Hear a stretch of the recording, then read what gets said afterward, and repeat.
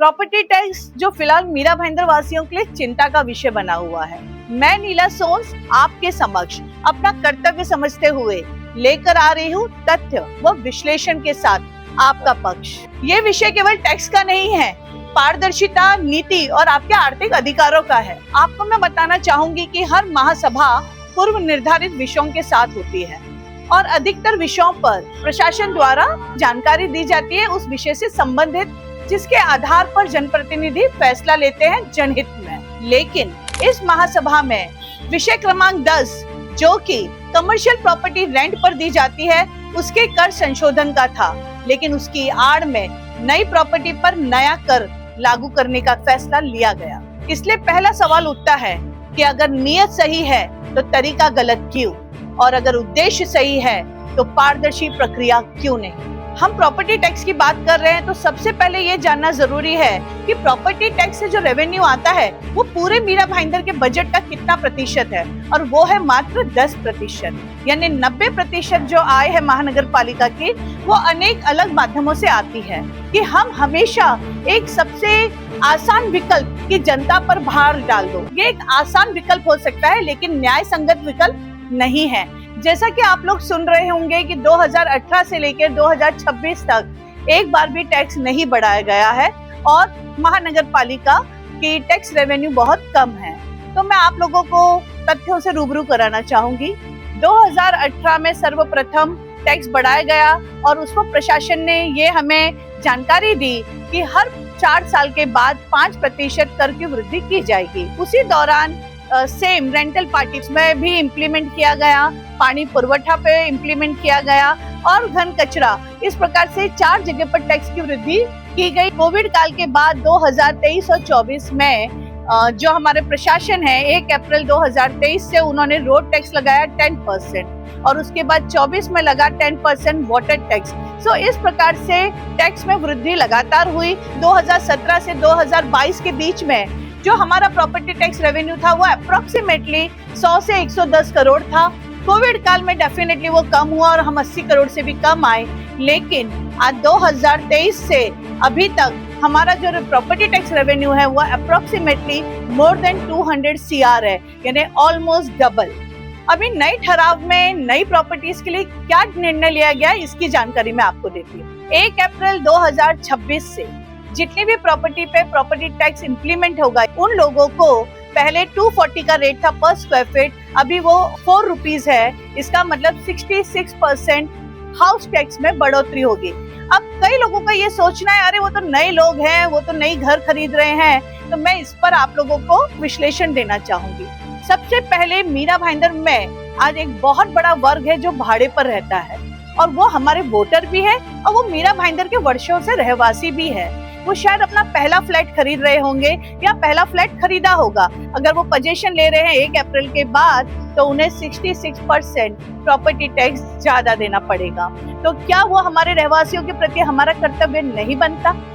दूसरी बात, मीरा भाईंदर शहर कई सालों पुराना बसा हुआ शहर है। यहाँ पर कई लोग कई वर्षों से रह रहे हैं और आज उनकी भी फैमिली में बच्चे हैं और भी लोग हैं जो अपना नया घर खरीद रहे होंगे। तो क्या उनके साथ 66% बढ़ाना उचित है? प्रशासनिक रूप से किसी के पास ये डेटा नहीं है कि मीरा भाईंदर वासी ज्यादा घर खरीदते हैं कि बाहर से जो आ रहे हैं वो लोग ज्यादा घर खरीदते हैं। लेकिन प्रश्न ये उठता है कि जो लोग बाहर से आ रहे हैं क्या वो हमारे ऊपर बोझ है? जी नहीं।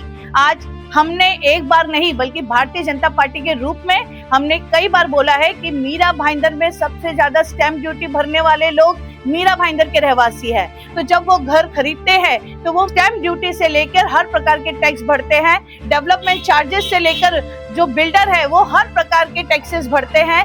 प्रॉपर्टी टैक्स से मेंटेनेंस का काम करती है, बनाने का काम नहीं करती है। तो बनाने के लिए बिल्डर द्वारा और खुद नागरिक द्वारा जो घर खरीद रहा है वो टैक्स भरता है और उसी के कारण सबसे बड़ा रेवेन्यू एक बहुत बड़ा हिस्सा सरकार में जाता है, जिसके कारण हमारी सरकार द्वारा हमें करोड़ों रुपए का योगदान मीरा भाईंदर में अनेक डेवलपमेंट काम के लिए मिला है।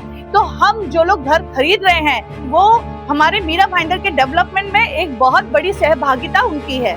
और मीरा भाईंदर अपनी भौगोलिक रचना के कारण लोगों की पहली पसंद है। अगर मुंबई के अलावा कोई पहला सोचता है तो मीरा भाईंदर, क्योंकि वो मुंबई से सटा हुआ शहर है। तो इस शहर के डेवलपमेंट में हर उस व्यक्ति का हाथ है जिन्होंने यहाँ पर घर खरीदा है, क्योंकि उन्होंने यहाँ एक बहुत बड़ा रेवेन्यू इन्वेस्टमेंट किया है, जिसके कारण ये डेवलपमेंट है। लेकिन इस तरीके से आज उसी पहलू को दिखाना जैसे वो हम पर लायबिलिटी है, जैसे हमें उनसे और ज्यादा टैक्स लेना चाहिए। आप भी एक सोसाइटी में रहते हैं, उस सोसाइटी के चेयरमैन अगर कल से ये लागू कर दे कि जितने लोग पहले से रहते हैं, जिन्होंने शायद कुछ लाखों में ये बिल्डिंग में घर खरीदा था, उन पर पुराना ही मेंटेनेंस लगेगा, लेकिन आज के बाद जो भी घर नया खरीदेगा वो करोड़ों का घर खरीद रहा है, तो उसके लिए एक अलग मेंटेनेंस लगेगा।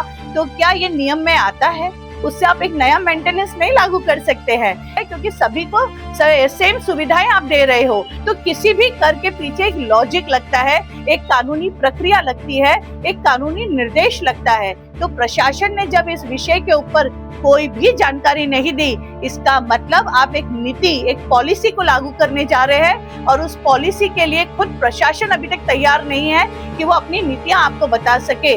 आप देख सकते हैं कि बहुत ही इलॉजिकल और बहुत ही रॉन्ग जस्टिफिकेशन दिया जा रहा है कि जो बाहर से आ रहे हैं वो हमारे लिए ना ही लायबिलिटी है और ना ही हमारे ऊपर बोझ है। वो मीरा भाईंदर के विकास में उनका बहुत बड़ा योगदान है, हमें उन्हें बहुत दिल से वेलकम करना चाहिए, क्योंकि वो रहवासी है और शायद कई प्रतिशत ज्यादा तो मीरा भाईंदर वासी ही घर खरीदते हैं। और हाँ, मुख्य विषय, सबसे मुख्य विषय है रीडेवलपमेंट। आज आप जानते हैं नया यूडीसीपीआर लागू हो गया है, जिसके कारण रीडेवलपमेंट को भी एक नई दिशा बनी है, जिसके कारण मीरा भाईंदर में अगर गगनचुंबी बिल्डिंगें बन रही है तो वो नई यूडीसीपीआर की देन है। और न्यू रीडेवलपमेंट की प्रक्रिया से कई सोसाइटियां गुजर रही है।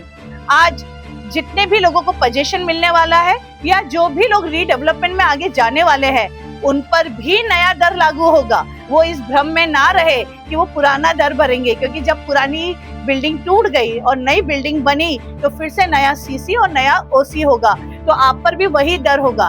तो प्रत्यक्ष या अप्रत्यक्ष रूप से आप भी उस कर को भर रहे हैं। और सबसे मेन मुद्दा एक ही है कि ये पूरा फैसला एक पॉलिसी को इम्प्लीमेंट करने का, एक पॉलिसी के विषय में डिसीजन लेने का, जो ये पूरी प्रक्रिया है, ये पूरी प्रक्रिया ही ना ही पारदर्शी है और ना ही प्रशासनिक कानून और नियम के बद्ध में है। जैसे हम सोसाइटी बाय लॉ के अंतर्गत रूल्स रखते हैं, वैसे ही महानगर पालिका के में जो अधिनियम है उसके अंतर्गत ही सारे फैसले लिए जाते हैं। तो इस फैसले के खिलाफ मैंने तो विखंडन का प्रस्ताव रखा है, ताकि शायद आप लोगों को, जनता को न्याय मिल सके। और मेरा कर्तव्य जो मुझे लगता है, जो मेरे अधिकार क्षेत्र में है, मैं पूरी कोशिश करूं। मैं आप लोगों से भी हाथ जोड़कर निवेदन करती हूं, अगर सभी तथ्य और विषय और हर पहलू आपको सही लग रहा है तो नीचे दिए हुए लिंक पर जरूर क्लिक करें और अपनी आवाज बुलंद करें। धन्यवाद। जनहित में नीला सोंस की आवाज।